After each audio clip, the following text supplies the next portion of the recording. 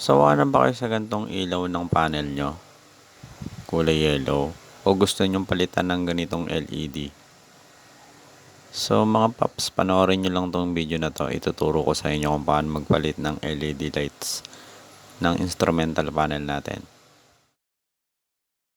So first, tanggalin muna natin yung headlight.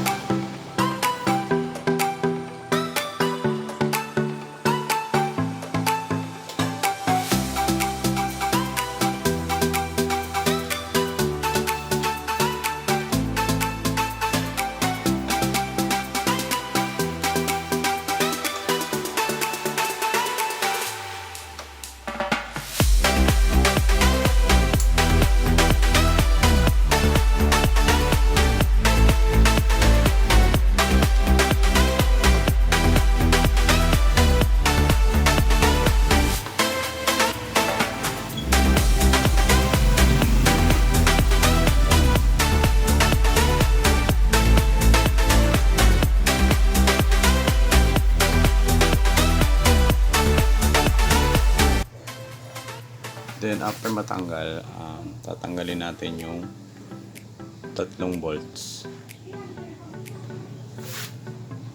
So tanggalin muna natin mga paps.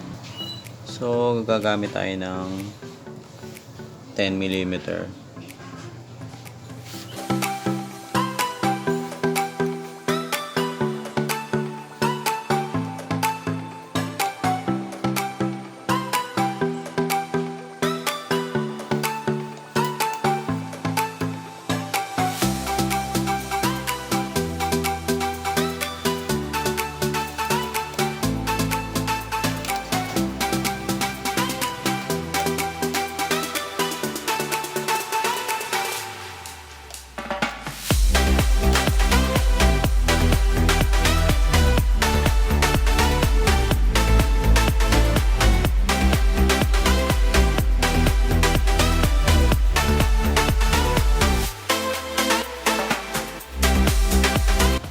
Then tanggalin natin din yung speedometer cable para walang nakaharang.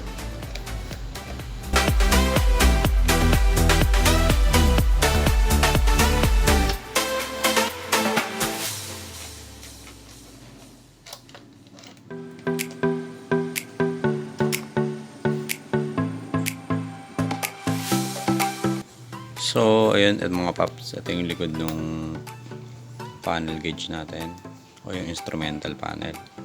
So yung backlight diyan, yung tatanggalin natin dito tsaka dito. So dalawa lang yung backlight na bulb niyan.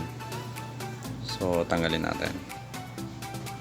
So yun, tanggalin muna natin mga paps.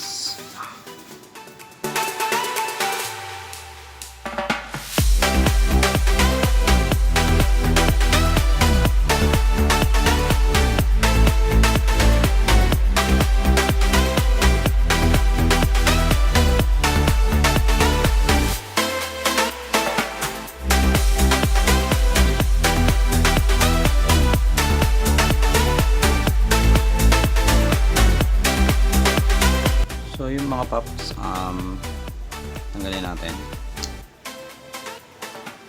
So yung ganitong bulb, tinatawag nilang peanut bulb. Kasi mukha akong peanut eh. Tapos yung tawag nito na socket, T10. So ganyan yung itsura niya mga paps. Tapos palitan natin ng LEDs. So yung comparison niya, parehas lang ng size. So yun, tara palitan natin.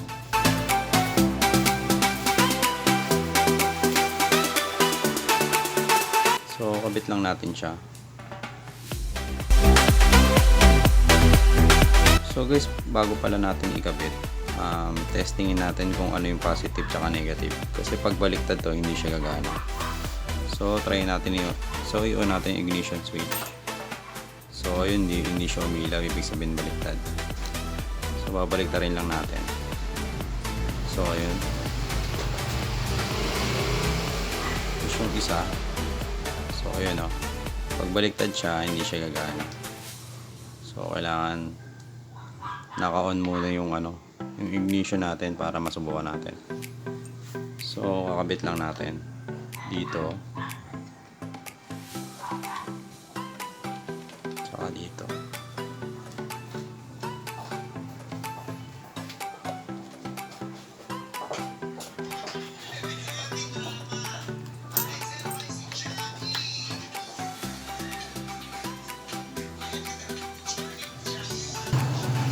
So, yun mga paps, balik lang natin.